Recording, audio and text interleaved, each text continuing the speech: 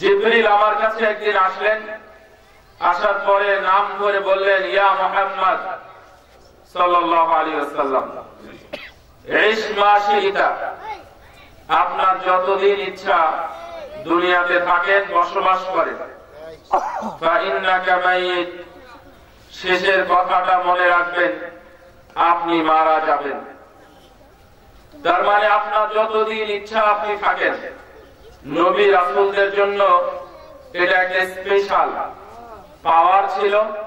মালাকুল মাউত এসে জিজ্ঞাসা করতেন, আপনার সময় ফুরিয়ে গেছে, আমি কি আপনার জান কবজ করতে পারি? যদি আপনি অনুমতি দেন তাহলে আমি আপনার রূহটা নিয়ে চলে যাব, আর যদি অনুমতি না দেন তাহলে আপনার জান কবজ করব না। এটা নবী রাসূলদের জন্য একটি পথ খোলা রেখেছিলেন। যদিও মৃত্যু কারোর জন্য অপেক্ষা করেনি, কারো কাছে অনুমতি নেয়নি। দুনিয়াতে নবী রাসূলদের মধ্যেও কেউ অমত করেন নাই, শুধুমাত্র মুসা আলাইহিস সালাম ছাড়া। মুসা আলাইহিস সালামের কাছে যখন আসলো তখন বলল যে আমার জান তুমি কবজ করতে এসেছো। এর একটা কারণ মুহাদ্দিসগণ উল্লেখ করেছেন যে তার কাছে যেহেতু জিবরিল আসলো না, সুতরাং তার কাছে মালাকুল মাউত আসাটাও এটা উনি ভালো চোখে দেখেন নাই। হয়তো বা ফয়সালা আল্লাহই করবেন, তাহলে মালাকুল মাউত আমার কাছে আসবে কেন? আশাটাকে ওনার পছন্দ হয়নি, তাই উনি থাপ্পড় মেরে দিয়েছেন। এক থাপ্পড়ে ওনার সব উলট পালট হয়ে গেছে। এবং সেই বুখারীতে এসেছে যে তার চোখটা কেমন সেটা আমরা জানি না, হাদিসে যেভাবে আমার নবী বলেছেন তাই আমি আপনাদেরকে বলতেছি। তার চোখটা ঝুলে গিয়েছিল, জিবরিল আমিনের মালাকুল মাউতের চোখ ঝুলে যাওয়ায় আল্লাহর কাছে গিয়ে নালিশ করলেন, আল্লাহ আপনি আমাকে আপনার এমন এক বান্দার কাছে পাঠিয়েছেন যে মৃত্যুকে ভালোবাসে না, সে মৃত্যুকে আলিঙ্গন করতে চায় না। কথা শুনেই আমাকে থাপ্পড় দিয়ে দিয়েছে। তো আল্লাহ রাব্বুল আলামিন স্বহস্তে বা তার নিজ হাতে চোখটা নিয়ে জায়গা মতো বসিয়ে দিলেন। তারপরে বললেন যে এবার যাও, গিয়ে তাকে বলো যে আপনি এতদিন পর্যন্ত জীবিত থাকবেন। মুসা আলাইহিস সালাম শুনে খুব খুশি হলেন, তার মানে আমি আরো এতদিন জীবিত থাকবো। তো হঠাৎ বললেন, আচ্ছা এরপরে কি হবে? বলছে এরপরে আপনার মৃত্যু হবে। তখন মুসা আলাইহিস সালাম রাস্তায় হাঁটতেছিলেন, একটি ফাঁকা ময়দানে ছিলেন। তখন বললেন যে তাহলে আমার জন্য আর দেরি নয়, এটাই আমার মৃত্যুর সময় এবং স্থান, তুমি আমাকে এখনই জান কবজ করে নাও। আল্লাহর উপর সাক্ষী রেখে অর্থাৎ ওখানেই তিনি শেষ নিঃশ্বাস ত্যাগ করলেন, তিনি মৃত্যুবরণ করলেন। রাসূল সাল্লাল্লাহু আলাইহি ওয়াসাল্লাম বলেন, আমি যখন মেরাজে যাই, গিয়ে দেখলাম আমি তোমাদের সাথে যদি থাকতাম, অর্থাৎ ফিলিস্তিনের ওই লাল বালির ঢিবির পাশে যদি থাকতাম, তাহলে তোমাদেরকে দেখাতে পারতাম এইটা হলো মুসা আলাইহিস সালামের কবর। আমি দেখলাম কবরের মাঝে থেকেই মুসা আলাইহিস সালাম সালাত আদায় করছেন। সম্মানিত উপস্থিতি, মৃত্যু মুসা আলাইহিস সালামকেও মুসা আলাইহিস সালামও উনি আলিঙ্গন করেছেন।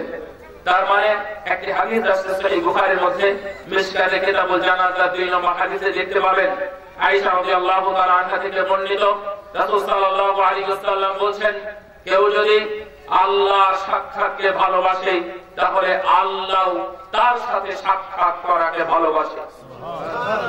তার মানে আপনি যদি আল্লাহর সাথে সাক্ষাৎ করতে চান, ভালোবাসেন, তার মানে আপনি দুনিয়াতে এই অবস্থায় থেকে সাক্ষাৎ করতে পারবেন না।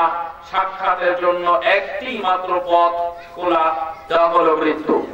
রাসূল সাল্লাল্লাহু আলাইহি ওয়াসাল্লাম বলেন, মান কারিহা লিকা আল্লাহ, কেউ যদি আল্লাহর সাক্ষাৎকে অপছন্দ করে তাহলে আল্লাহ তার সাথে সাক্ষাৎ করাকে অপছন্দ করে।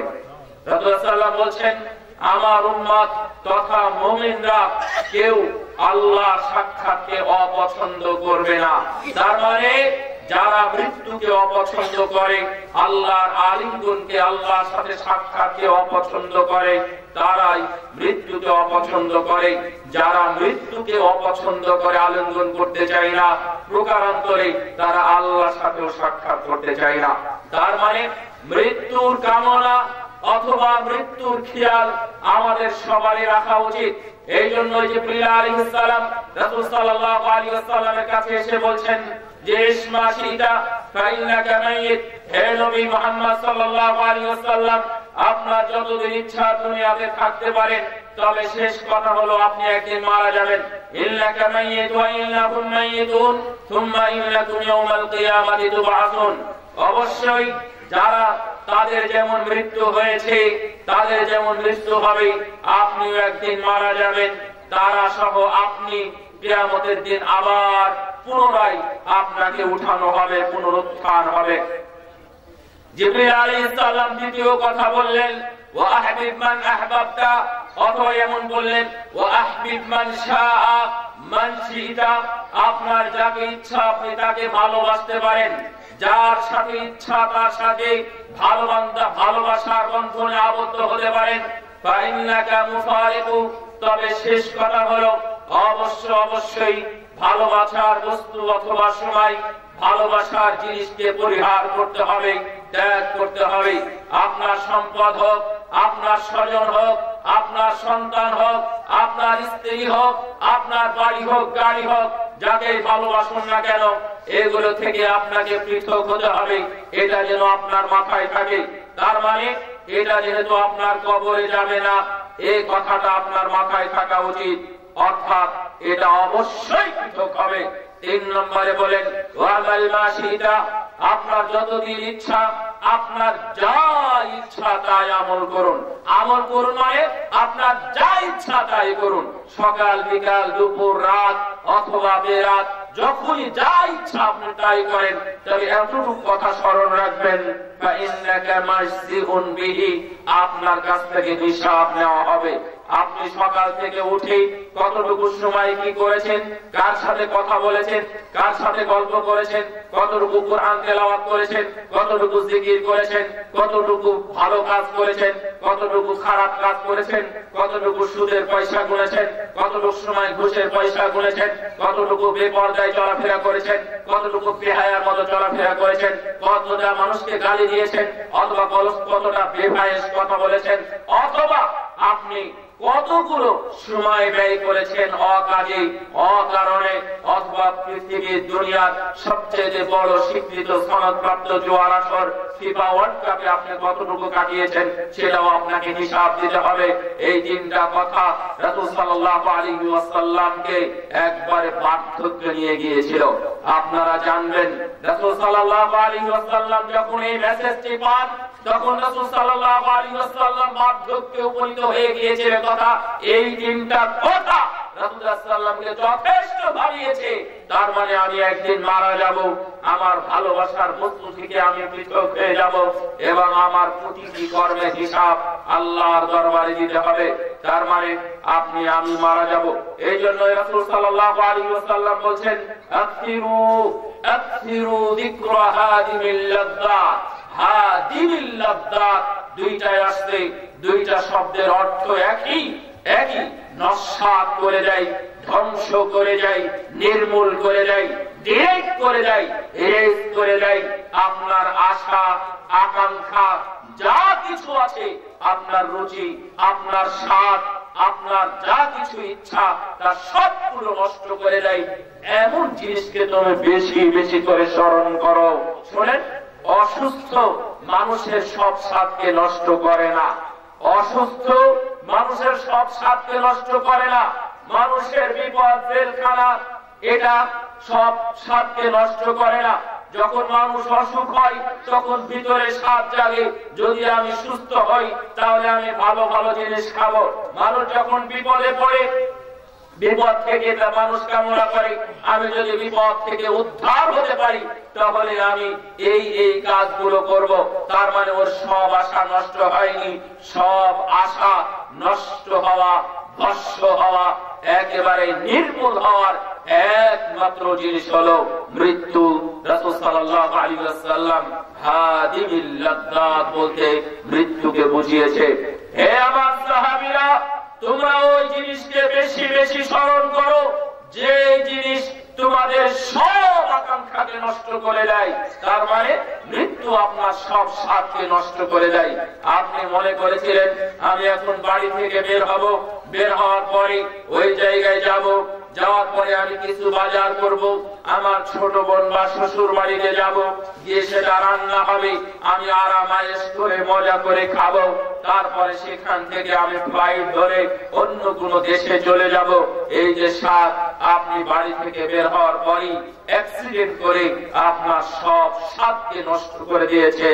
আশা ওই পর্যন্তই থেকে গেছে, আপনার যাওয়া হয় নাই। এটার নাম হলো মৃত্যু।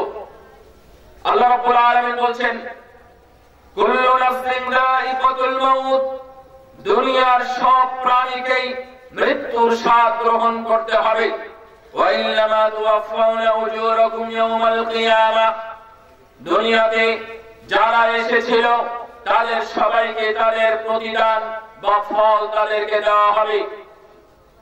ফামান যুহজিয়া আনিন নার, যারা জাহান্নামের আগুন থেকে মুক্তি পেল, ওয়া উদখিলাল জান্নাহ, জান্নাতে প্রবেশ করতে পারলো, ফাকাদ ফাজ, তারাই হলো সফল, তারাই সফল কাম।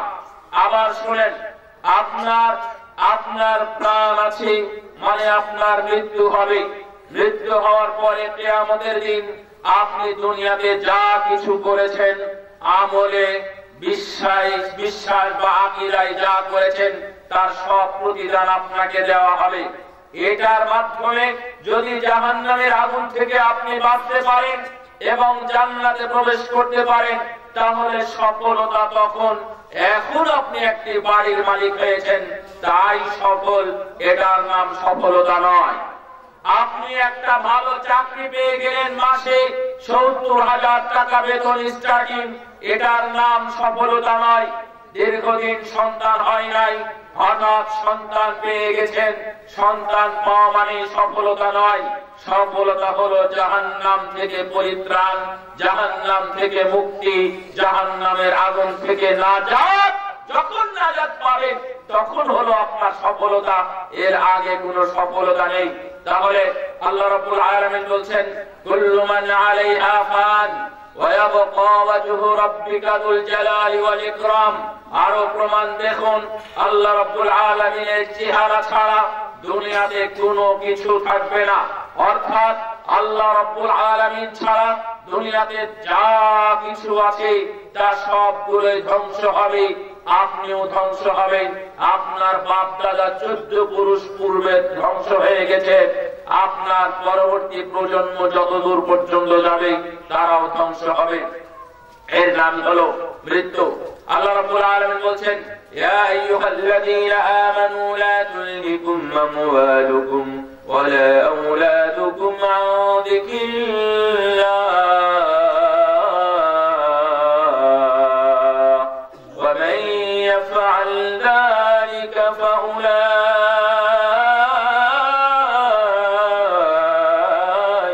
হুমুল খাসিরুন। হে মুমিনগণ, তোমাদের সন্তান এবং তোমাদের সম্পদ যেন তোমাকে দুনিয়াবি করে না দেয়, তোমাদেরকে যেন বেতৃষ্ণা অথবা তোমাদের যেন আখিরাত বিমুখ না করে। অর্থাৎ এই সন্তান এবং সন্তান তোমাদেরকে যেন একেবারে অলসতার মধ্যে না ফেলে দেয়। লা তুলহিকুম আমওয়ালুকুম ওয়ালা আওলাদুকুম, না সন্তান না সম্পদ তোমাদের যেন দুনিয়ার মোহে ফেলে না দেয়। আজকে আমাদের মানুষ মনে করে সম্পদই সব, টাকা থাকলে নাকি বাঘের চোখও পাওয়া যায়, তাহলে টাকা থাকলে আমি সুখ শান্তি নামক হরিণটাও কিনতে পারবো, এটা মানুষ বিশ্বাস করে। অথচ আপনি এই আপনার এলাকার সর্বোচ্চ লেভেল অথবা দেশের বা পৃথিবীর সর্বোচ্চ লেভেল পর্যন্ত যারা আছে তাদের অনেক টাকা আছে, তাদের ঘরে শান্তি নাই।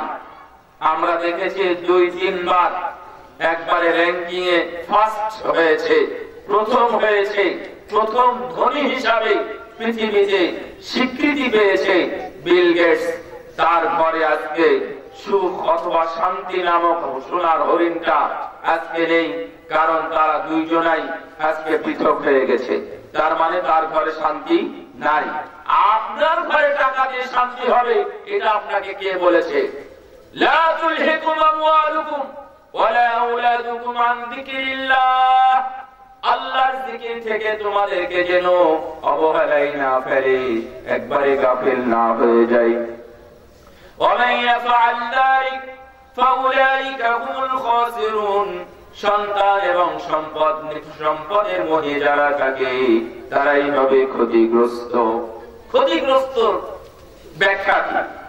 ক্ষতিগ্রস্তের ব্যাখ্যা 1 নম্বর কথা বা ব্যাখ্যা হলো জাহান্নাম। সেটা যার ক্ষেত্রেই হোক অথবা যে ব্যক্তির ক্ষেত্রেই হোক না কেন, বা যে গুণ সম্পন্ন ব্যক্তিদেরকে নিয়ে হোক না কেন, যদি খাসির বা খাসিরিন শব্দটা আসে তাহলে 1 নম্বর হলো এরা জাহান্নামী। রাসূল সাল্লাল্লাহু আলাইহি ওয়াসাল্লামের সম্পর্কে নাযিলকৃত আয়াত দেখেন, সূরা 65, সূরা জুমারের 65 নম্বর আয়াতে আল্লাহ রাব্বুল আলামিন ওখানে উল্লেখ করেছেন, ওয়ালাকাদ উহিয়া ইলাইক ওয়া ইলাল্লাযীনা মিন ক্বাবলিক লা ইন আশরাকতা লা ইয়াহবাতান্না আমালুক। আগে এবং পরে আপনার সময় এবং আপনার পূর্বে একই ওহী নাযিল করা হয়েছে। তা হলো, হে নবী, আপনি যদি শিরক করেন তাহলে আপনার সব আমল বরবাদ, নষ্ট হয়ে যাবে। ওয়ালা তাকুনান্না মিনাল খাসিরিন। এবং কিয়ামতের দিন যারা খাসিরিন, ক্ষতিগ্রস্ত হবে, ক্ষতিগ্রস্তদের অন্তর্ভুক্ত হবে। ওখানে তাফসীরে লেখা দেখবেন ইয়ানি জাহান্নামীন, যারা জাহান্নামী হবে তাদের দলভুক্ত হয়ে যাবেন। আল্লাহ তার নবীর সামনে কথা বলতেছেন। ক্ষতিগ্রস্ত মানে কিয়ামতের দিন ক্ষতিগ্রস্ত মানে কি? একটাই কথা, তা হলো জাহান্নাম। ফাউলাইকা হুমুল খাসিরুন। দুনিয়ার সন্তান এবং সম্পদের মোহে যারা পড়েছে তারাই হবে ক্ষতিগ্রস্ত দলের অন্তর্ভুক্ত। وأنفقوا مما رزقناكم من قبل أن يأتي أحدكم الموت। তোমরা আল্লাহর রাস্তায় দান করো, দাও ওই সময় আসার পূর্বে, অর্থাৎ মৃত্যু আসার পূর্বে আল্লাহ তোমাদের যে সম্পদ দান করেছেন সেই সম্পদ থেকে তোমরা দান করো। আমরা দুনিয়াতে একজন মানুষ বলেছিল যে আমি অর্জন করেছি, আমি এগুলো পেয়েছি আমার নিজস্ব বুদ্ধিতে, আমার কৌশলে আমি সম্পদ অর্জন করেছি। সেই লোকটার নাম কি? কারণ জানেন আপনারা, আপনারা যে চাকরি পেয়েছেন বিসিএস ক্যাডার করে অথবা এনটিআরসি মানে পাঠ সম্পন্ন করে অথবা নিয়োগ পরীক্ষা দিয়ে ফার্স্ট হয়ে আপনি চাকরি পেয়েছেন, তো এটা মানুষ ভুলে যায় যে এই রিজিকটা আল্লাহ আমার ব্যবস্থা করে দিয়েছেন। মানুষ ভুলে যায় যে না, আমার মেধা, আমার কৌশলে, আমার যোগ্যতা, আমার পরিশ্রমে আমি এটা অর্জন করেছি। কারণ বলেছিল এটা, আপনি বলবেন কেন?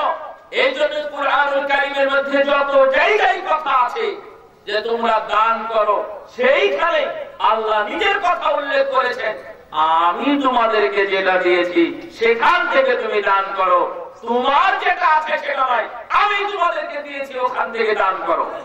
বুঝেননি কথা? এই সম্পদ আমাদেরকে দিয়েছেন কে? আল্লাহ। আপনারা কি বিশ্বাস করেন যে আমরা এখানে যারা এসেছি ইনশাআল্লাহ আমরা হেদায়েত প্রাপ্ত বা হেদায়েত প্রাপ্তদের অন্তর্ভুক্ত? আপনার কি মনে হয় যে আমি একজন হেদায়েত প্রাপ্ত মানুষ, মুসলিম? এই হেদায়েতটা কে দিয়েছে? আল্লাহ। আপনি আপনার বাপ দাদা অথবা হুজুরদের মাধ্যমে লেখাপড়া করে ইলম অর্জন করে হেদায়েত পেয়েছেন এটা বলতে পারেন না। হেদায়েত দিয়েছেন কে? আল্লাহ। তার মানে এটাও একটা আমাদের উপর আল্লাহর বিশেষ দয়া। কুরআনুল কারীমের মধ্যে আছে, দেখবেন সূরা আরাফের মধ্যে ওয়াকালুল হামদুলিল্লাহ وقالوا الحمد لله الذي هدانا لهذا وما كنا لنهتدي لولا أن هدانا الله ওই আল্লাহর প্রশংসা যিনি আমাদেরকে হেদায়েতের পথে পরিচালিত করেছেন। তিনি যদি আমাদেরকে এই পথে পরিচালিত না করতেন, সিরাতে মুস্তাকিমের পথে পরিচালিত না করতেন, তাহলে অবশ্যই আমরা পরিচালিত হতাম না। আপনিও মানুষ, আপনার আর এক ভাই মানুষ, যে দেখবেন দুনিয়া নিয়ে পড়ে আছে, ওষুধ, ঘুষ, জুয়া, লটারি, ব্যভিচার, নারী, এগুলো নিয়ে পড়ে আছে। আর আল্লাহ আপনাকে পছন্দ করেছেন, ভালোবেসেছেন, আল্লাহর বিশেষ দয়ায় আজকের এই জান্নাতের টুকরা সদৃশ এই জায়গাতে এসে আপনারা হাজির হয়েছেন। আলহামদুলিল্লাহ। আল্লাহ এটাই বলেছেন, মুমিনরা বলে আলহামদুলিল্লাহ, আপনারাও বলবেন আলহামদুলিল্লাহ। শোনেন, এখানে আসার কারণে আল্লাহ আমাদের ক্ষমাপ্রাপ্তদের দলে অন্তর্ভুক্ত করে দিয়েছেন। আলহামদুলিল্লাহ।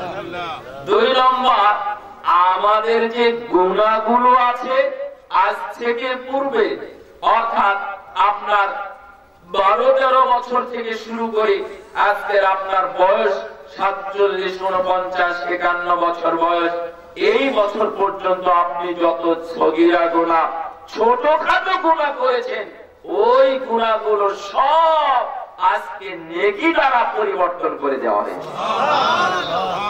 এটা আল্লাহ বিশেষ দয়া না? আল্লাহ বিশেষ দয়া করে আমাদেরকে দিয়েছে। সুতরাং দানের ক্ষেত্রে খবরদার কখনোই কোনদিন কৃপণতা করবেন না। ভাববেন আল্লাহ সম্পদ আল্লাহ আমাকে দিয়েছিলেন, আমি সেই সম্পদ থেকে কিছুটা দিলাম, এটা আল্লাহর বাক্য বললাম, আমার বানানো বক্তব্য নাই। ওয়ানফিকু মিম্মা রাযাকনাকুম মিন ক্বাবলি আন ইয়াতিয়া আহাদাকুমুল মাউত ফায়াকুল রাব্বি লাউলা আখখারতানি ইলা আজালিন قريب فأصدق وأكن من الصالحين। মৃত্যু আসার পূর্বেই তোমরা দান করো। কেন? এই মানুষ যখন মারা যায়, মৃত্যুর সময় ঘনিয়ে আসে, মুমূর্ষ অবস্থায় যখন আসে, কালো কালো ভয়ঙ্কর ফেরেশতা যখন মৃত্যুর সময় আসে, কেমন ভাবে মৃত্যু হয় মানুষের জানেন? 1.5 মিনিটে শুনে।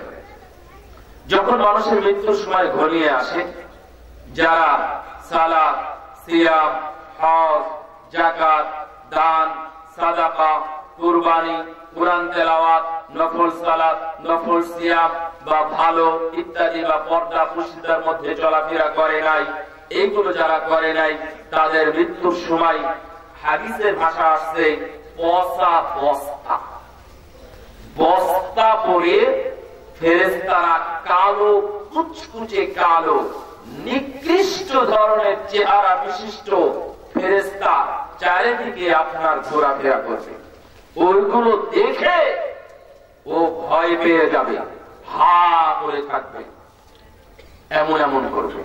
হাদিসে আসছে এটাই, মুখ নাড়ানাড়ি করে, কিছু একটা বলে, কিছু একটা বলে। মানুষ বলে, আরে পানি খেতে যাচ্ছে, পানি দাও না। ও পানি খাবে, শরবত খাবে, মারা যাচ্ছে, কিছু দাও না। ও বলে কি জানেন? বলে, আল্লাহ তুমি আমাকে একটু সময় দাও, একটু সময় দাও, আমি দান করে যেতে চাই, একটু সময় দাও। আমার টাকা পয়সা, গাড়ি বাড়ি, ব্যাংক ব্যালেন্স আমার বালিশের নিচেই আছে, চেক বই, আমি শুধু সিগনেচার করে যাব, অথবা অঙ্কটা লিখে যাব, এটা যেন মসজিদে বা মাদ্রাসায় বা ইয়াতিমখানায় অথবা কোনো মিসকিনখানায় যেন দিয়ে যাই। আমি এটা বলবো, আল্লাহ আমাকে একটু সুযোগ দাও। এই জন্য আল্লাহ বলতেছে, মানুষ যেহেতু এটা বলে থাকে, এটা বলবে, সুতরাং ওই সময়ের পূর্বেই তোমরা দান করে দাও। মৃত্যু আমি দান করতে চাই, এবং সালেহ সৎ বান্দাদের সৎ বন্ধু ভালো বন্ধু গ্রহণ করতে চাই, আমাকে যদি একটু সময় একটু সুযোগ দেওয়া হয় তাহলে আমি এটাই করব, দান খায়রাত করে যাব। আল্লাহ রাব্বুল আলামিনের জবাব ওই লোকটাকে লক্ষ্য করে নয়, আমি আপনাকে লক্ষ্য করে দুনিয়ার সব মানুষকে লক্ষ্য করেই বলা হয়েছে, ওয়ালাই ইউআখিরুল্লাহু নাফসান ইযা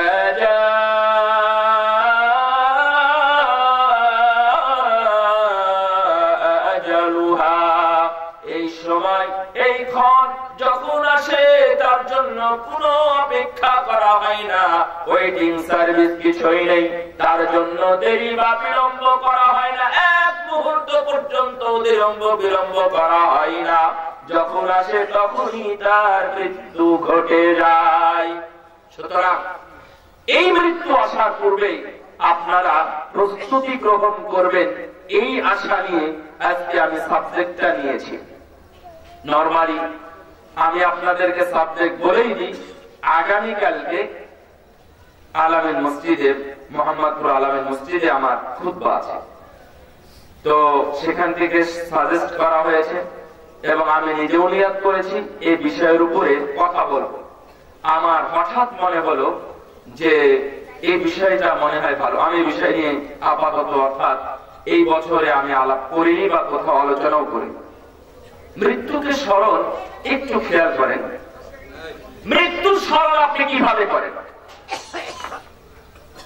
মৃত্যুকে স্মরণ আমাদের বিখ্যাত প্রবীণ সাবেক আলেম আবু তাহের বর্ধমানী রাহিমাহুল্লাহ, আপনারা নাম জানেন? আবু তাহের বর্ধমানী উনি বই লিখে গেছেন এই মরণকে স্মরণকে লক্ষ্য করে। তো এক জালেম বাদশাহ সে নিয়াত করেছে আমি ভালো হতে চাই, তো কিভাবে ভালো হব? বিভিন্ন আলেমের কাছে পরামর্শ নিয়েছে যে আমি এই জুলুম, ব্যভিচার, অত্যাচার, খারাপি, খুন খারাপি ইত্যাদি থেকে আমি ফিরে আসতে চাই, কি করলে ফিরতে পারবো? বিভিন্ন আলেম বিভিন্ন পরামর্শ দিয়েছে। একজন আলেম বলেছেন যে আমি আপনাকে একটা পরামর্শ দিচ্ছি, যদি আপনি এটা 1 মাস করেন তাহলে আপনি সেখান থেকে ফিরে আসবেন। বললেন যে ঠিক আছে, কি সেটা? যে দিনে অন্তত 24 ঘন্টায় 100 বার মৃত্যুর কথা স্মরণ করতে হবে। তো বাদশাহ বললেন যে ঠিক আছে, যে কোনো ব্যাপার হলো, আমি 100 বার স্মরণ করব। বিভিন্ন জন বিভিন্ন পথ দেখাই দিয়েছে, কিন্তু এই পথটা আলেমের পরামর্শটা তার কাছে ভালো মনে হয়েছে। ঠিক আছে, আমি 100 বার প্রতিদিন মৃত্যুকে স্মরণ করব। আপনি কোথায় থাকেন, বাড়ি কোথায়, নাম কি? অমুক জায়গায় থাকি, ওখানে আমার বাড়ি, আমার নাম অমুক। ঠিক আছে, আপনি চলে যান, 1 মাস পরে আপনাকে ডাকা হবে। 1 মাস বাদশাহ নামদার তার রাজ সিংহাসনে এখানে বসেন, পাশে একটা কাটা ঝুলিয়ে এখানে একটা তসবিহ ঝুলানো আছে, তসবিহ নিয়ে এসে এখানে উনি গুনেন 100 বার মৃত্যু, মৃত্যু হবে, মরতে হবে, মরণ, মরণ, 100 বার করে উনি এখানে রেখে দেন। 1 মাস চলে গেছে। 1 মাস চলে যাওয়ার পরে তার কাজে কর্মে কোনো পরিবর্তন আসেনি। ওই আলেমকে ডাকা হলো, ডেকে বলা হলো, বিভিন্ন জন ভালো কিছু পরামর্শ দিয়েছিল। কেউ বলেছিল ঠিক মতো সালাত আদায় করেন, ঠিক মতো নফল সিয়াম পালন করেন, ঠিক মতো মসজিদে যান, ঠিক মতো গরিবদের পাশে চলেন, এগুলো করলে আপনি ভালো হবেন। তো তুমি যেটা দিয়েছো এটা একবারে ফালতু, সুতরাং তুমি 2 নম্বরই পরামর্শ দেওয়ার কারণে তোমাকে জেলখানায় বন্দী করা হলো, আগামীকাল সকাল 9টায় তোমার ফাঁসি দেওয়া হবে। আলেম তো বড় বিপদে পড়ে গেল, তাকে আটকানো হলো, বলো ওকে জিজ্ঞাসা করো ওর শেষ ইচ্ছা কি পূরণ করা হবে। জেলখানায় জিজ্ঞাসা করেছে, তো বলছে যে আমার শেষ ইচ্ছা নাই, আর যেটা আছে সেটা পূরণ হওয়ারও নয়। তারপরেও বলো, আমরা রাজাকে গিয়ে বলবো। বলেছে যে আপনার এই মক্কেল তথা এই আসামি আগামীকাল 9টায় ফাঁসি, সে আগামীকাল 8টা পর্যন্ত আপনার রাজ সিংহাসনে বসে রাজত্ব পরিচালনা করতে চাই। রাজা বুঝলেন যে আমার রাজত্বে থেকেই এমন ধরনের কেউ তার শেষ ইচ্ছা পূরণ না করে মারা যাবে, এটা হয় না। আমি ছেড়ে দিলাম রাজ্য, ওকে নিয়ে এসে বসাও, আগামীকাল সকাল 8টা পর্যন্ত রাজ্য কার্য পরিচালনা করবে, সেই হবে দেশের রাজা। বসে গেল, রাজার পরিবর্তন হয়ে গেছে, চারিদিকে ধুমধাম বিভিন্ন কথাবার্তা শুরু হয়ে গেছে। নতুন রাজাকে দেখে আসি বাড়ির সামনে তথা রাজ দরবারের সামনে বা সিংহাসনের সামনে এই অনেক ধরনের বড় বড় জোরে জোরে আওয়াজ করতেছিল। এই ধরনের দুইজন ব্যক্তিকে ধরা হলো, তুই রাজার সামনে জোরে জোরে কথা বলিস, তাহলে তোকে জেলখানায় বন্দী করা হবে, আগামীকাল সকাল 7টায় তোকে ফাঁসি দেওয়া হবে। বড় বিপদে পড়ে গেল। রাজ আদেশ, তার ফাঁসির জন্য মন্ত্রীকে প্রস্তুত হচ্ছে, আর এইদিকে রাজা মশাই, নতুন রাজা মশাই আদেশ দিলেন, এর পিছনে অত্যন্ত সুন্দরী 2-4 জন মহিলা নিয়োগ করো। এই যে মহিলা নিয়োগ করা হবে তাদেরকে বলে দাও, তারা যেন তাদের খাহেশ, তারা যেন তাদের প্রবৃত্তি, তাদের আকাঙ্ক্ষা যেন পূরণ করতে পারে। এই 2 আসামির মাধ্যমে যদি পূরণ করে তাদের চাহিদা চাইতে দ্বিগুণ পুরস্কারে ভূষিত করা হবে। এই 4 জন মহিলাকে তাদেরকে বলে দাও। সুন্দরী, বেহায়া, বেরেল্লাপনা 2-4 জন মহিলা তার সামনে লাগিয়ে দেওয়া হলো। আর তারা এখন বলতেছে, আগামীকাল সকাল 7টায় ফাঁসি। আমার পিছনে কে আসতে না গেছে, কে কি বললো না বলে এটা আমার শোনার টাইম নাই। ও পরে আস্তাগফিরুল্লাহ, ও কোরআন তেলাওয়াত করে, ও ভালো ভালো কথা, খারাপ কথাগুলো মনে করতে থাকে। কাকে মেরেছে, কাকে ধরেছে, কার মেরে খেয়েছে, কার কাছ থেকে সুদ খেয়েছে, কার কাছ থেকে ঘুষ খেয়েছে, এগুলো স্মরণ করে করে কান্না করে রাত কাটাচ্ছে। আর রাজাকে বলেছেন, রাজা মশাই আপনার ডিউটি হলো আগামীকাল সকাল 6টা পর্যন্ত শুধু দেখবেন ওরা কি করে, আপনার চোখটা যেন বন্ধ না হয়। বন্ধ হলে আপনার বিরুদ্ধে কোনো আদেশ দিয়ে যাব, যেন মানুষ আপনাকে রাজা হিসাবে গ্রহণ না করে। আমি আগামীকাল সকাল 7টার আগেই, 6টার আগেই আপনার ব্যাপারে আমি ফায়সালা দিয়ে দেব। সুতরাং আপনি দেখবেন তারা কি করে। ফজর পর্যন্ত 2-4 জন মহিলা, একজনের পিছনে 2 জন মহিলা অনেক চেষ্টা করেছে, উলঙ্গপনা অথবা বেহায়াপনা যা কিছু করে, যত যৌনাচার আছে সব কিছু করেছে, কিন্তু তারা এদিকে বেখেয়াল, এদিকে তার আর কোনো খেয়াল নাই, দুনিয়ার প্রতি খেয়াল নাই। একটু পরে তার মৃত্যু হবে, একটু পরে তার ফাঁসি হবে। দুনিয়া ছেড়ে, মায়ার দুনিয়া, এই আরামের দুনিয়া তাকে ছেড়ে চলে যেতে হবে।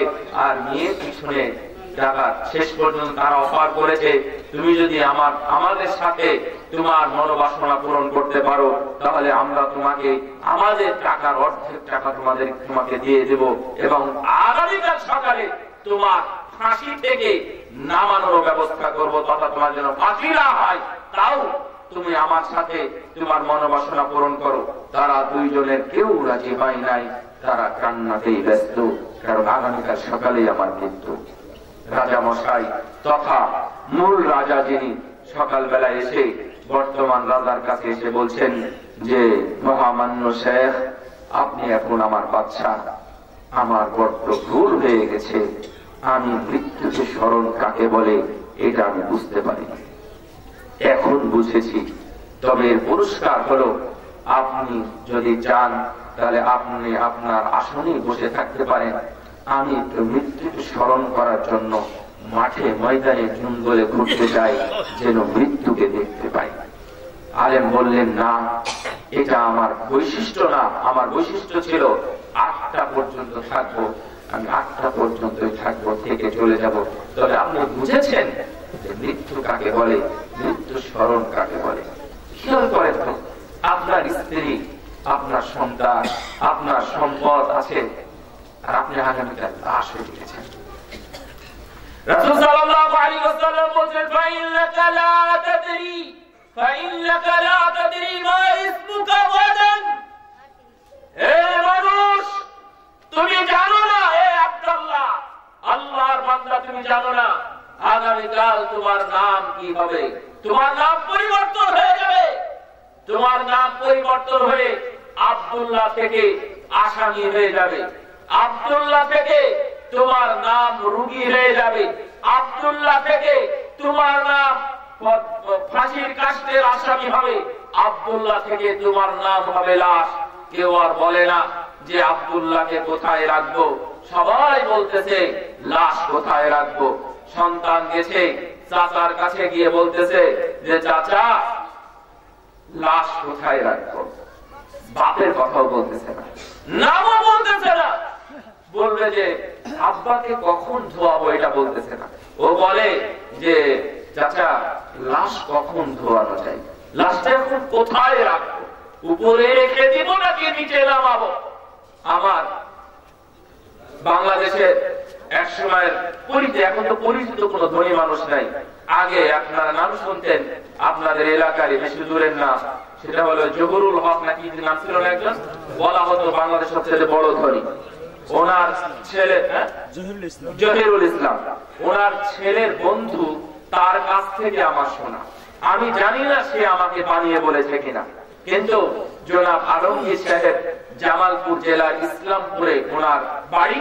তো ওই আলমগীর সাহেব বললেন জহিরুলের বড় ছেলে আমার বন্ধু, অনেক দিনের বন্ধুত্ব, বড় ছেলে বাড়িতে এসেছেন, আসার পরে আপনারা জানেন ওনার লাশ নিয়ে আসা হয়েছিল বাহির থেকে। তো যখন ওকে শোয়ানো হয়েছে স্বর্ণ খচিত একটি খাটে, তখন ছেলে এসে বলতেছে যে লাশ কোনোদিন মানুষ খাটে রাখে, লাশ কখনো মানুষ খাটে রাখে না, নিচে রাখে। প্রথম মন্তব্য ছিল তার সন্তানের, অর্থাৎ স্বর্ণ খচিত সেই যে খাট ছিল সেই খাটে সন্তান তার বাবাকে ওখানে রাখতে দেয় নাই, লাশকে মাটিতেই মেঝেতেই রাখা হয়েছিল সর্বপ্রথম নিয়ে আসার পরে। সম্মানিত উপস্থিতি, আমি আপনাকে কোন দিকে যাই বলি শোনেন। রাসূল সাল্লাল্লাহু আলাইহি ওয়াসাল্লাম বলেছেন তোমরা বেশি করে স্মরণ করো মৃত্যুকে, তোমাদের সকল স্বাদকে নষ্ট করে দেয়। এমনকি মানুষ যদি বেশি করে মৃত্যুকে স্মরণ করে তার কয়েকটি উপকার আছে। এক নম্বর, আল্লাহর ভয়ে মানুষ কাঁদে, জাহান্নামের ভয়ে মানুষ কাঁদে এবং মারা যেতে হবে এই ভয়ে কাঁদে। রাসূল সাল্লাল্লাহু আলাইহি ওয়াসাল্লাম বলেন কোন মুমিন বান্দা যদি কান্নাকাটি করে আল্লাহর জন্য, কোন ব্যক্তি কোন মুমিন যদি কান্নাকাটি করে এবং তার চোখ বেয়ে অশ্রু ঝরে পড়ে, তাহলে সেই চোখ কখনো জাহান্নামের আগুনে পড়ে না। এই জন্যই আপনি চেষ্টা করবেন সর্বদাই মৃত্যুর কথা মাথায় রাখা। 2 নম্বর, যখন সে গুনাহ করতে চায়, যখন সে পাপ কাজে শামিল হয়, তখন তার মনে হয় যে না আমি মারা যাব, এখনই আমার মৃত্যু হতে পারে, আগামীকাল নয়, আগামী পরশু, সামনে বছর নয়, অথবা 60 বছর কালে নয়, এখনই আমার মৃত্যু হতে পারে, সুতরাং এই পাপ আমার দ্বারা হওয়া উচিত নয়। 1 নম্বর, আপনি ভালো থাকবেন, আপনার মন ভালো থাকবে। 2 নম্বর, আপনি পাপ কাজ থেকে বেঁচে থাকবেন, যেহেতু মারা যেতে হবে। 3 নম্বর, আপনি অধিক হারে ভালো কাজের সাথে যুক্ত হতে পারবেন। ভালো কাজের সাথে যুক্ত হওয়ার জন্য মৃত্যুকে স্মরণ করা আবশ্যক। মৃত্যুকে স্মরণ করতেই হয়। মানুষ মনে করে যে আমার মৃত্যু হবে, মৃত্যু হবে, কখন মৃত্যু হবে কেউ জানে না। এই যে দেখেন কেবলের মধ্যে যেমন বিদ্যুৎ আছে, কেবলের মধ্যে বিদ্যুৎ থাকে তারের মধ্যে, আপনি ওখানে হাত দিলে যে কোনো সময় আপনি ওখানে শক করতে পারেন, আপনার নিঃশ্বাস বন্ধ হতে পারে, এটা আমার জানা শোনা বিষয়, এর মধ্যে বিদ্যুৎ আছে। কিন্তু আপনি মনে করছেন ওখানে হাত দিলে মৃত্যু হবে, ওইখানে হাত দেওয়ার আগেও আপনার মৃত্যু হতে পারে, যেটা আপনি জানেন না। আমি 1 মিনিট পরে তারে হাত দিব, 1 মিনিট পরে আমি 10 তলা বিল্ডিং এর ছাদ থেকে আমি ঝাঁপ দেব, আপনার মৃত্যু নিশ্চিত হবে। কিন্তু আপনি জানেন না যে ওই ছাদ থেকে লাফ দিবেন, লাফ দিয়ে মাটিতে পড়ার আগেই আপনি হার্ট ফেল করে বা কোনো কারণে আগেই মারা গেছেন। মানুষ মনে করছে যে নিচে পড়ে মারা গেল, নিচে পড়ে তার মৃত্যু হয়নি, তার আগেই হয়তো বা তার মৃত্যু হয়ে গেছে। বিদ্যুতে হাত দেওয়ার আগেই তার মৃত্যু হয়ে গেছে। ফাঁসিতে ঝুলিয়েছে, মানুষ হয়তো বা জানলো ফাঁসিতে ঝুলিয়ে তার মৃত্যু হয়েছে, কিন্তু আপনি জানেন না, আল্লাহ রাব্বুল আলামিন জানেন। আল্লাহ রাব্বুল আলামিন জানেন ফাঁসিতে ঝুলানোর আগে, অর্ডার হওয়ার আগেই সে লাশ হয়ে গেছে, তারপরে তার মৃত্যু হয়ে গেছে। মৃত্যু এত কাছে, এত নিকটে, আপনি হিসাব করতে পারবেন না। দেখেন আবু তাহের বর্তমানে আরেকটি ছোট্ট গল্প আমি উল্লেখ করব। মানুষ মৃত্যুর জন্য আমল করে এবং প্রস্তুতি নেয়। একজন পরহেজগার ব্যক্তির কাছে যখন মালাকুল মউত আসলো, তারা চাইলো তার জান কবজ করার জন্য, তখন তিনি বললেন যে জান কবজ করবে এটা ঠিক আছে, তবে এতদিন অনিশ্চিত দিনগুলো পালন করছিলাম, পার করছিলাম, আমি নিশ্চিত কিছু দিন যাপন করতে চাই। কেমন? আমি তো আগামীকালকে মারা যেতে পারি, এখনই মরতে পারি, সুতরাং সুবহানাল্লাহ, আলহামদুলিল্লাহ, আল্লাহু আকবার, কোরআন তেলাওয়াত, সালাত, সিয়াম এগুলো নিয়ে শেষ আছে। কিন্তু আগামীকাল বা পরশু বা 3 দিন বা আগামী 10 দিন আমার মৃত্যু নিশ্চিত হবে না, এরকম আমি কিছু দিন পার করতে চাই। তখন মালাকুল মউত তাকে বললেন, আচ্ছা ঠিক আছে, তাহলে আপনি কিছুদিন পালন করুন, তবে আমি যখন আসবো তার আগে আপনাকে মরণের চিঠি পাঠাবো। মরণের চিঠির অপেক্ষায় পরহেজগার ব্যক্তি, উনি পরহেজগারিতা থেকে সরে গেলেন, সালাত থেকে ছেড়ে দিলেন, কারণ মরণের চিঠি যখন আসবে তখন থেকে তিনি প্রস্তুতি গ্রহণ করবেন। তারপরে ওনার সালাত ছেড়ে দিলেন, পরহেজগারিতা ছেড়ে দিলেন, ভালো কাজ ছেড়ে দিলেন, সত্য ছেড়ে দিলেন, মিথ্যা ধরলেন, গান বাজনা ধরলেন, দুনিয়াকে উনি ভোগ করা শুরু করলেন নিশ্চিত মরণের চিঠি আসার আগ পর্যন্ত। হঠাৎ একদিন এসে হাজির মালাকুল মউত, তখন বলছেন যে কি ব্যাপার, আপনি আসার আগে আমাকে চিঠি দিতে দিয়েছিলেন, তো আপনি তো কোনো চিঠি দেন নাই। তখন বললেন, কেন, চিঠি পাও নাই তুমি? কোনো চিঠি আমার কাছে আসে না। এলাকার পিয়নকে তো আমি চিনি, সে পোস্ট অফিসের পোস্টমাস্টার অথবা পিয়ন, ডাক পিয়ন, তাদের সাথে আমার পরিচয় আছে। কোন চিঠি আসে না, বরং আমি খোঁজ নিয়েছি, কোন চিঠি আমার নামে ইস্যু হয় নাই, আসেও না। তখন বললেন, কেন, আপনার চুলগুলো তো কালো ছিল, এখন তো সব সাদা হয়ে গেছে, তারপরেও আপনি চিঠির অপেক্ষায় আছেন? আপনার চুলগুলো তো কালো ছিল, কোথায় সেগুলো? হ্যাঁ, এগুলো তো সব সাদা হয়ে গেছে। বললেন, এটাই হলো তোমার মরণের চিঠি। তুমি আজকে সোজা ষাট হয়ে একেবারে বুক উঁচু করে, মাথা উঁচু করে চলাফেরা করতে, আজকে তোমার মাথাটাও নিচু হয়েছে, তোমার মাজাটাও বাঁকা হয়ে গেছে, তারপরও তুমি মরণের চিঠি যাচ্ছ।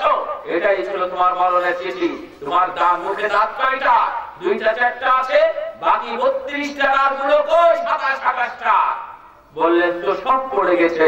এগুলো প্রত্যেকটা দাঁত পড়া মানে এক একটি চিঠি তোমার কাছে এসেছে। তার মানে তোমার চুল পাকা, তোমার চামড়া গুলো এই যে ঢিলে ঢালা হওয়া, তোমার দাঁত পড়া, তোমার চুল পাকা, তোমার মাজা বাঁকা হয়ে যাওয়া, তোমার সন্তানগুলো তোমার থেকে একে একে সব চলে যাওয়া, এবং তোমার স্ত্রী সন্তান যা আছে সবগুলো চলে যাওয়া, এটাই ছিল হচ্ছে তোমার জন্য মরণের চিঠি। তুমি প্রস্তুতি গ্রহণ করতে পারো নাই, চলো, এটাই ছিল তোমার শেষ ফলাফল। আলী ইবনে আবি তালিব রাদিয়াল্লাহু তাআলা আনহু কবরের পাড়ে গিয়ে বলতেছেন, ইয়া আহলাল কবর, ইয়া আহলাল খবর, মা ইনদাকুম খবর ওয়াল খবরু ইনদানা। তোমাদের কাছে এমন কি খবর আছে? খবর তো আমার কাছে খবর আছে।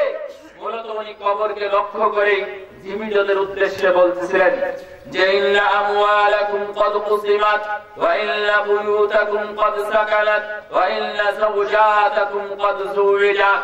মনে রেখো, তুমি যে সম্পদ রেখে গিয়েছিলে সেই সকল সম্পদ ভাগ করে নিয়েছে। তোমার এই মাথার ঘাম পায়ে ফেলে, তোমার রক্তকে ঘাম করে বের করে যে সম্পদগুলো অর্জন করেছিলে সবগুলো বন্টন হয়ে গেছে। একটি টাকা, একটি সম্পদ তোমার নামে রাখে নাই, সবগুলো ভাগ করে নিয়েছে। তোমার রেখে যাওয়া, তোমার গড়া যে বাড়িটা ছিল, 5টা 10টা বাড়ি, 5টা 10টা ঘর ছিল, অথবা 5 তলা 10 তলা বড় বড় বিল্ডিং ছিল, শপিং মল ছিল, সবগুলোই ভাগ হয়ে গেছে। একটি ঘরও তোমার জন্য রাখে নাই। মরণের পরে তোমার স্ত্রী, তোমার সন্তান, তোমার স্বামী হয়তো বা কান্নাকাটি করেছে। 1 দিন 2 দিন 3 দিন 10 দিনের ব্যবধানে একে একে তারা সবাই তোমাকে ভুলে গিয়ে আর একজনকে বোনকে নিয়ে সুখে আছে, যে মনে করেছে আমার বাবা নাই, চাচাকে নিয়ে সুখে আছে অথবা শ্বশুরকে নিয়ে সুখে আছে। তোমার স্ত্রী তোমাকে নিয়েছিল, 4 মাস 10 দিন পার হওয়ার পরে আরেকজনকে বিয়ে করে সে সুখী হয়ে আছে। তোমার জন্য মৃত্যু পর্যন্ত কেউ অপেক্ষা করে নাই। কেউ অপেক্ষা করবে আপনার জন্য? কেউ অপেক্ষা করবে না। এর নাম হলো মৃত্যু। আমাদের ফয়সাল খন্দকার ভাই, উনি যাওয়ার সময়, যাওয়ার আগে লিখে গেছেন, আমি দুনিয়া কেমন হতে পারে। যদিও তার কাল্পনিক ছিল কথাটা, শুধু কল্পনা নয়, একেবারেই নয়, 100% বাস্তব আমরা দেখেছি ফয়সাল খন্দকারকে নিয়ে। আমি তার সম্পর্কে খুতবাতেও মরার পরে অনেক কথা বলেছিলাম। আমাদের বয়সী একজন ভাই, একই সাথে আমরা প্রোগ্রাম করেছি, একই সাথে থেকেছি, তার উপস্থাপনা আমি করেছি, আমার উপস্থাপনার জন্য সে আমাকে বলেছে। এমন এক ভাই হঠাৎ করে আমাদের মাঝ থেকে হারিয়ে গেল। সে লিখে গেছে, আমি দুনিয়া কেমন। আমি দেখলাম আমার চেয়ারটা ফাঁকা নেই, আর একজন ঠিকই বসে লেখালেখি করছে। আমি দেখলাম আমার বিছানাটা আর ফাঁকা নেই, আমার জন্য খালি পড়ে নেই, আর একজন বসে আছে, আর একজন শুয়ে শুয়ে ঘুমাচ্ছে। আমি দেখলাম এই পানি বাতাস সব কিছু সব তার নিজ নিজ বেগে চলতে আছে, কোনটাই আমার মৃত্যুর জন্য থেমে নেই। অর্থাৎ আমি ছাড়া দুনিয়া সব ঠিকঠাক চলতেছে, কারো কোনো সমস্যা নাই। আপনি কি মনে করেছেন আপনি মারা যাওয়ার পরে আপনার পরিবার বড় বিপদে পড়বে? আপনার 5টা সন্তান, আপনার ছোট ছোট সন্তান, আপনার 2টা স্ত্রী, তারা কি করবে? আপনার বিশাল প্রতিষ্ঠান কে চালাবে? এগুলো ভাবতেছেন? এগুলো কোনটাই ঠিক না, এটা কোনটাই ঠিক না। আল্লাহ রাব্বুল আলামিন প্রত্যেকের মৃত্যুর পরে কি হবে এটা ব্যবস্থা করে গেছেন। এখন আপনার প্রস্তুতি নেওয়ার সময় আপনি কিভাবে প্রস্তুতি নিচ্ছেন? সম্মানিত উপস্থিতি, আমার দিনী ভাইয়েরা, আল্লাহ রাব্বুল আলামিন বলছেন, আইনামা তাকুনু ইদরিকুমুল মাউত ওয়ালাউ কুনতুম ফি বুরুজিম মুশাইয়াদা। তোমরা যেখানেই থাকো না কেন, তোমরা সুঅট্টালিকায় সুরক্ষিত থাকতে চাও না কেন, মৃত্যু তোমাদেরকে ধরবেই, মৃত্যু তোমাদেরকে গ্রাস করবেই। দুনিয়াতে একটি জিনিস থেকেই মানুষ বাঁচতে পারে না, তার নাম হলো মৃত্যু। মানুষ যখন অসুস্থ হয়, মানুষ মেডিকেলে যায়, বিভিন্ন রোগ বিশেষজ্ঞ স্পেশালিস্টকে দেখায়। বাংলাদেশে দেশে যখন হয় না, বিদেশে পাড়ি জমায় শুধুমাত্র একটু বাঁচার জন্য। কিন্তু মৃত্যু থেকে মানুষ কোনোদিনই বাঁচতে পারে না। মানুষ মৃত্যু থেকে বাঁচতে চায় কিন্তু বাঁচতে পারে না। অথচ সে যদি জাহান্নাম থেকে বাঁচতে চায় তাহলে সে বাঁচতে পারে। আমরা ধরে নেন আপনি এখন আছেন, আপনি মনে করছেন যে আমি বৃষ্টিতে ভিজবো না। আপনি চাইলে পারেন না? অবশ্যই পারেন। আমি বৃষ্টিতে ভিজবো না, যে কোনো মূল্যে আপনি পারেন। আপনি যদি মনে করেন যে আমি সূর্যের আলো দেখবো না, আপনি এটাও পারেন। এটাও আপনার জন্য সম্ভব। এগুলো থেকেও আপনি বাঁচা সম্ভব। সূর্য দেখবো না, এই পণ করলেন আপনি বাস্তবায়ন করতে পারবেন। আপনি যদি মনে করেন আমি জাহান্নাম দেখবো না, আপনি এটাও পারেন। আমি জাহান্নামে ঢুকবো না, আপনি এটাও পারেন। কিন্তু না, আমি মৃত্যুর সাথে সাক্ষাৎ করবো না, এটাকে বাঁচতে পারবেন না।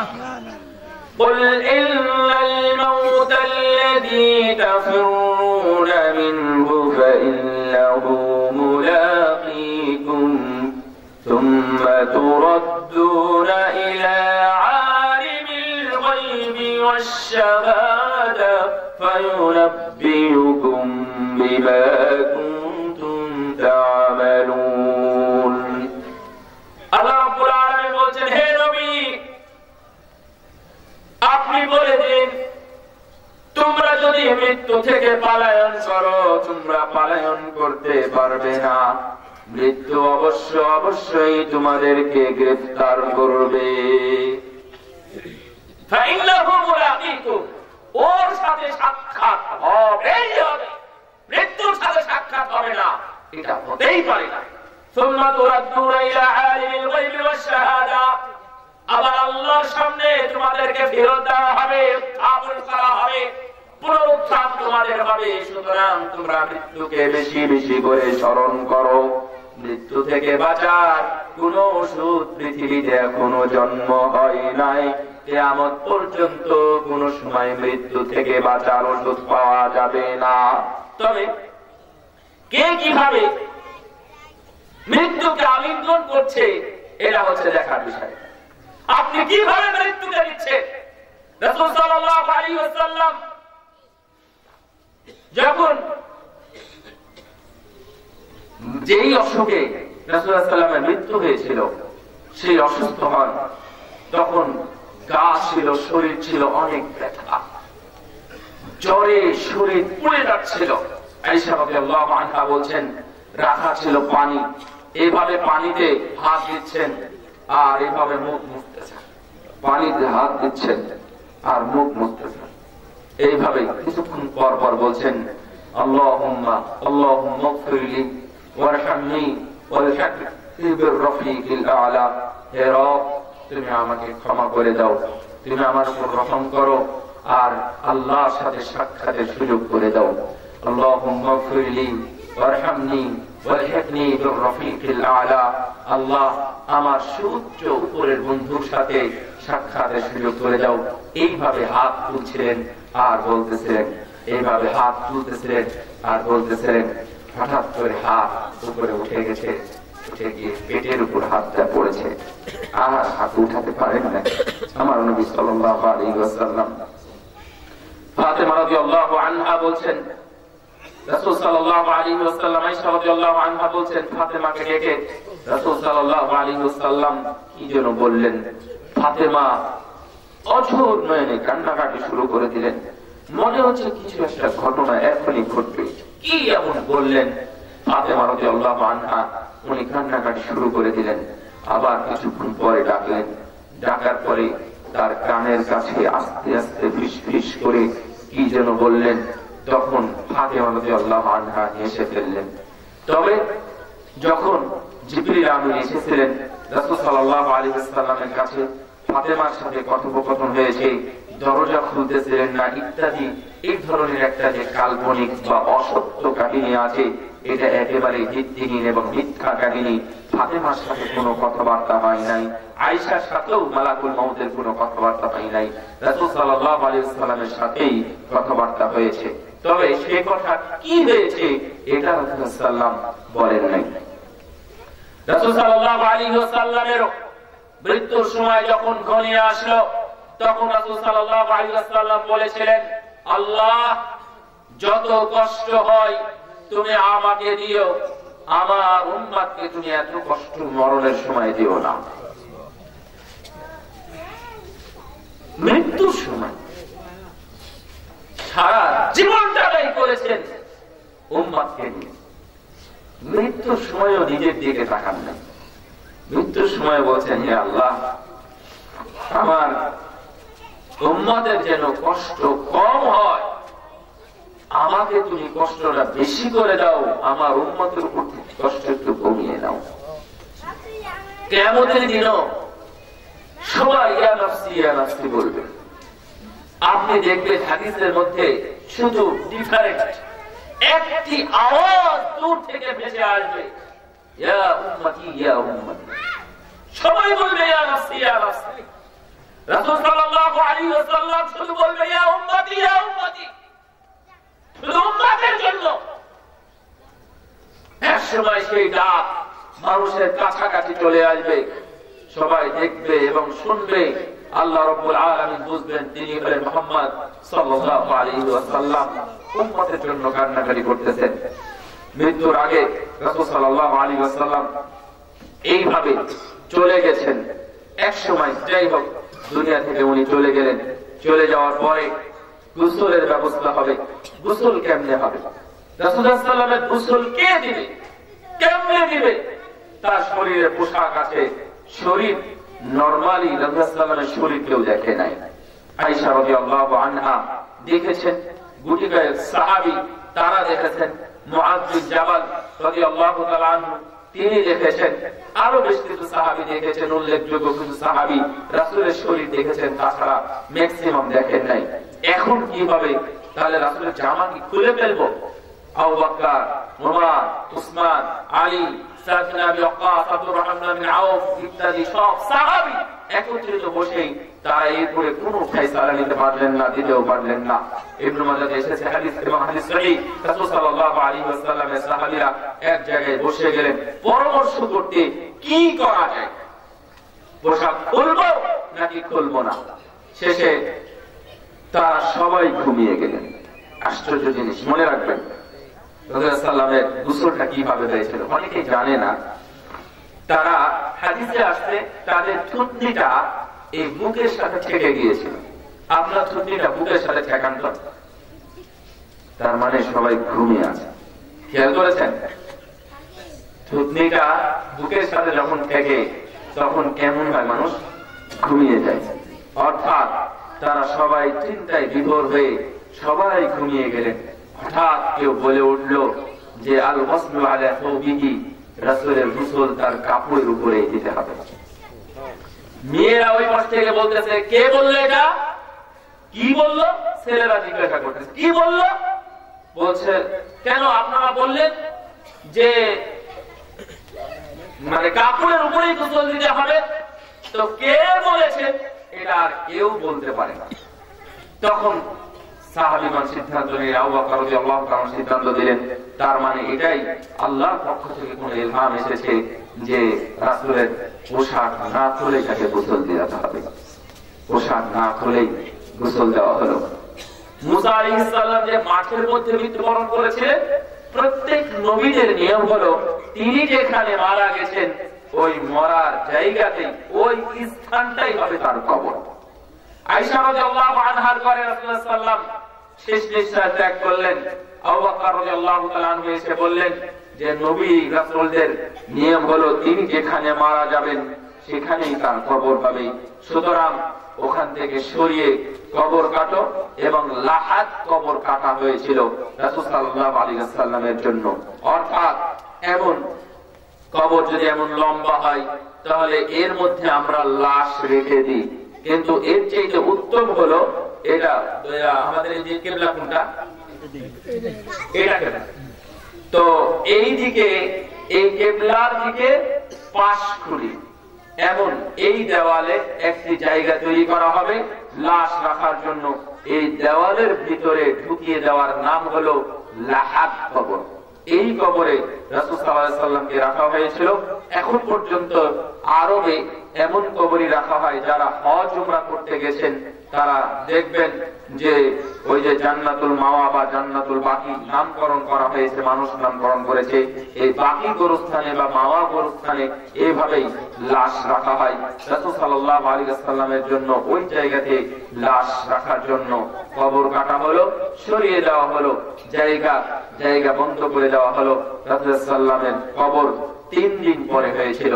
সোমবার মৃত্যুবরণ করেছিলেন, সোমবার ফজরের সময়, সোমবার গেছে, মঙ্গলবার গেছে, বুধবারের দিন রাতে রাসূল সাল্লাল্লাহু আলাইহি ওয়াসাল্লামকে দাফন করা হয়েছে। আল্লাহ রাব্বুল আলামিন বলেছেন আপনিও মারা যাবেন, তিনিও মারা গেছেন।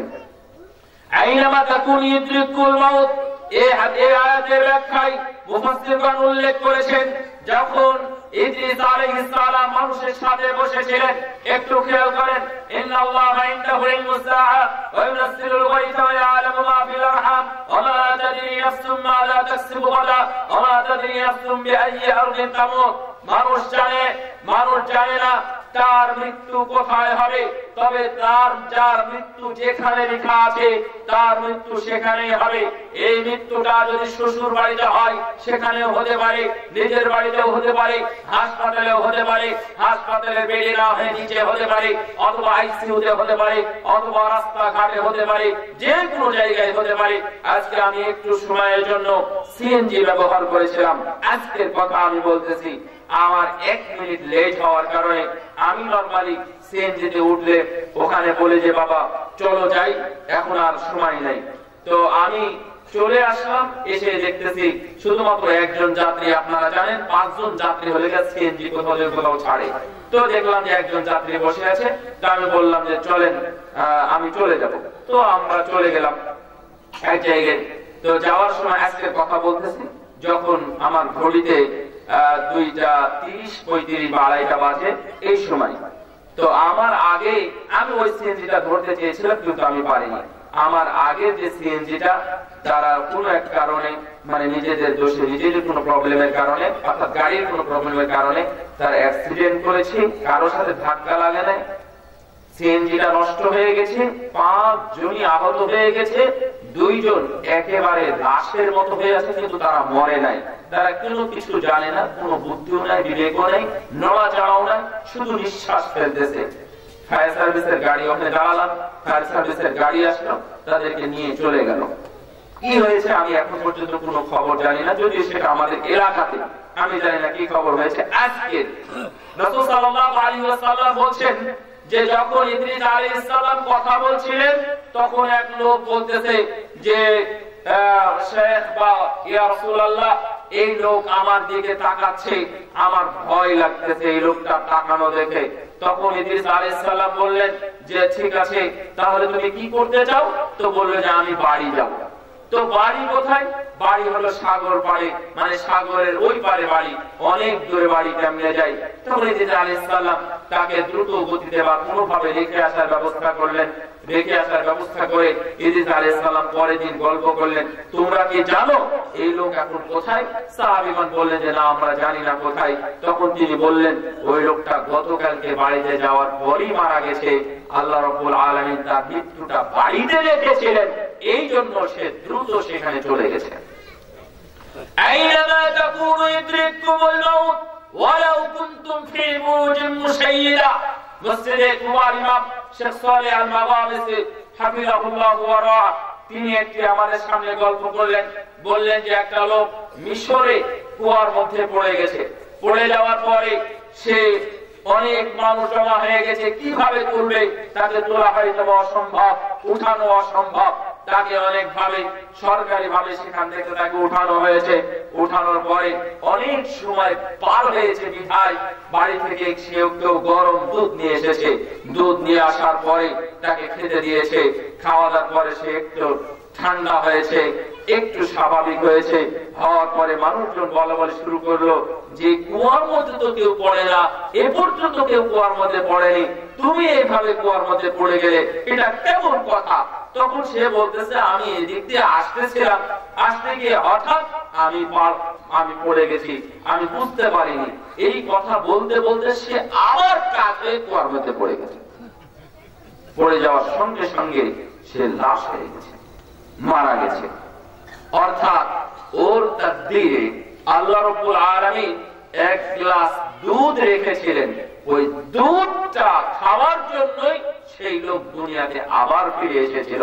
দুধটা খাওয়ার পরই তার মৃত্যু হয়েছে। ইমাম শাফিঈ রাহিমাহুল্লাহ বলতেছেন, রিজিকের চিন্তা তুমি করবে না, রিজিকের চিন্তা করার কোনো প্রয়োজন নেই। কারণ আল্লাহ রাব্বুল আলামিন তোমাকে সৃষ্টির পর তোমার রিজিক বন্টন করে দিয়েছেন, ব্যবস্থা করে দিয়েছেন, তোমার রিজিকে লিখে দিয়েছেন। তোমার বাড়ি হবে, গাড়ি হবে, স্ত্রী হবে, সন্তান হবে, কোটিপতির মালিক হবে, আবার একটি ফকির হবে, আবার তুমি জেলখানায় গিয়ে অথবা বৃদ্ধাশ্রমে গিয়ে তোমার মৃত্যু হবে। তুমি যতই বাড়াবাড়ি করো, তুমি যাই কিছু করো না কেন, তোমার মৃত্যু যেখানে যেভাবে হওয়ার সেভাবেই হবে। আল্লাহ রাব্বুল আলামিন লিখে